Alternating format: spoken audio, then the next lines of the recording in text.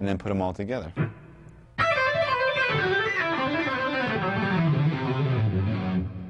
Now I'm going to play the whole thing, ascending and descending up to tempo.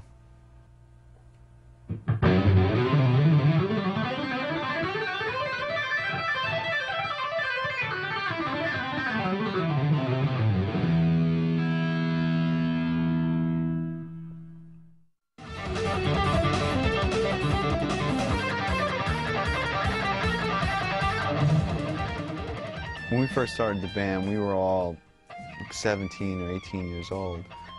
So the last album that we just put out, I mean, it's like almost 10 years later. So I think we've all matured as songwriters, and you know, we listen to the old demos and whatnot, and there's bootlegs of those demos and stuff, and it's just like, oh my God, what were we thinking, you know? So it's the music and writing has definitely evolved.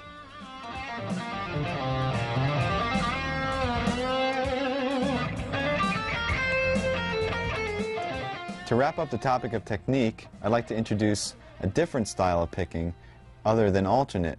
It's called sweep picking, and some of you may be familiar with this technique, some of you may not be, but in either case I'd like to offer you my exercises and things like that that basically isolate the technique, and then you can expand and apply it to things that you might already know.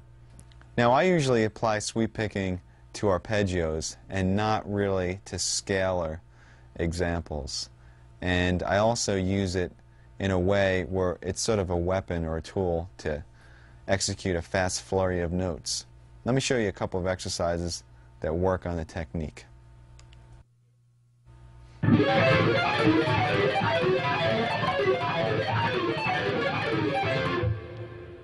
Alright, there's two things to keep in mind when working on this exercise. One of them is to separate the notes of the left hand. In other words, you're not playing chords, but you're separating the notes and playing arpeggios. And also, with the right hand, you want to separate the notes as well. In other words, don't strum them all together, but push down on the pick so it knocks into the next string, sort of falling from string to string. You don't want to make separate motions like this. You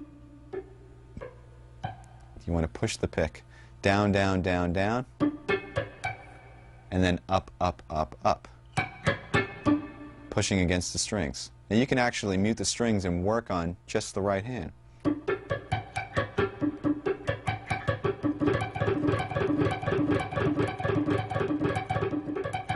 You don't want it to sound like this.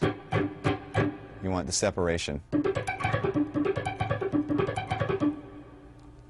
The left-hand pattern is very similar to some of the warm-up exercises we were doing. It involves four-finger mirror type shapes. It starts 1, 2, 3, 4. Then reverse and go 1, 2, 3, 4 again, starting on the high E.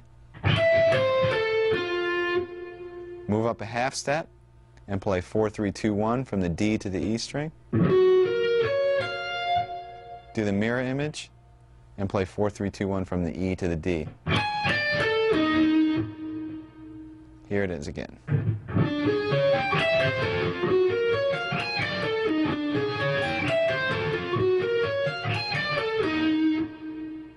And then simply move it up, continuing in half steps.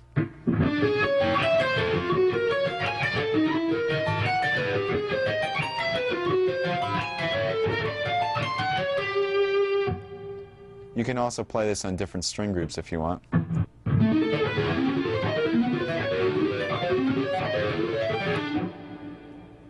Okay, just as a fun variation, you can take this technique and just mutate the notes of the left hand, and I came up with, once again, another etude using the sweeping technique. It goes like this.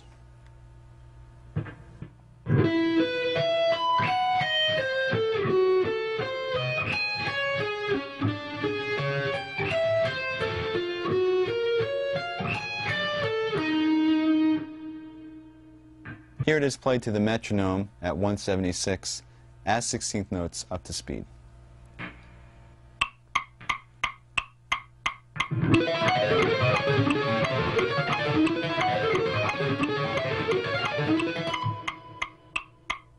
break this down, we're using the exact same pattern as the exercise. In other words, 4 notes ascending and 4 notes descending, and then doing the same thing starting on the pinky, except I just changed the notes. We start on E, and we're playing a power chord, E, and then the 5th B, and then we're doubling that, E and B.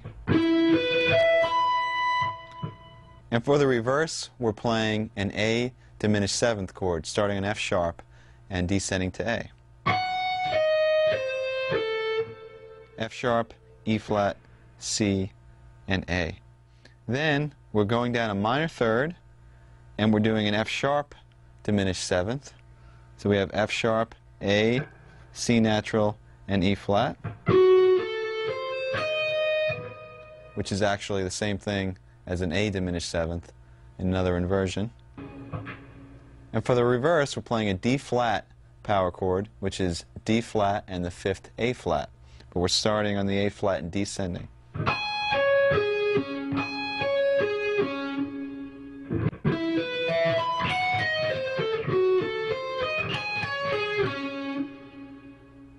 And to finish it up, we're doing the original exercise.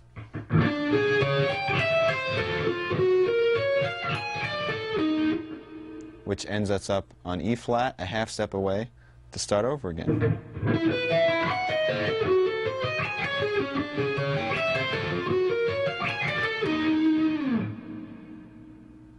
Here's one more sweep picking exercise.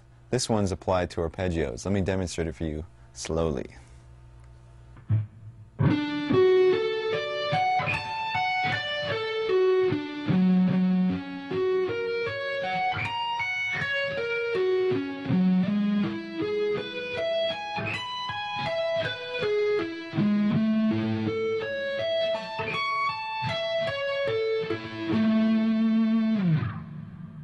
This pattern is based off a major arpeggio, so let's go through the different arpeggios and the chords that they come from. First one is D, coming from this chord fingering, with an added 5th, A. Second one is F sharp, based off of an F sharp bar chord, with an added 3rd.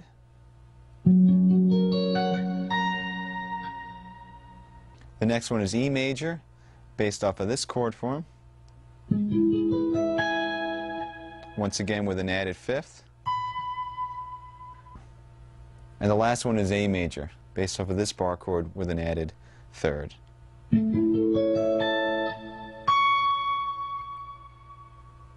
Starting with D, the picking goes down, down, down, down, down. When you get to the A, that's when you're going to reverse and play an upstroke and pull off to the F sharp. And then the rest of the arpeggio is descending using all upstrokes. Remember to separate the notes, you're not playing a chord. When you get to the next arpeggio, F sharp, you're still continuing with an up.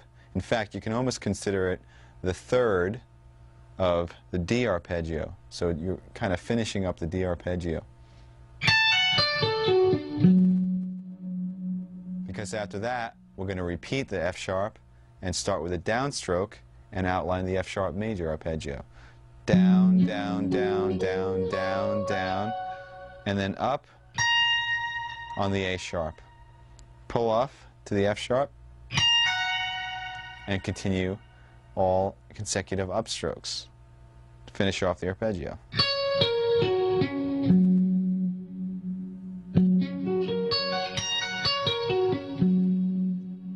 So from the D to the F sharp, it sounds like this. Then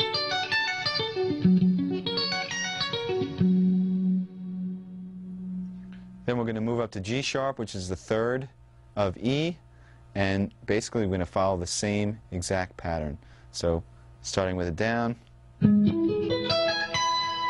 reverse at the top where the 5th is, do a pull off and come back down using all ups. Repeat the 3rd of the chord, which is G sharp, and then move up a half step and play the A major arpeggio the same way.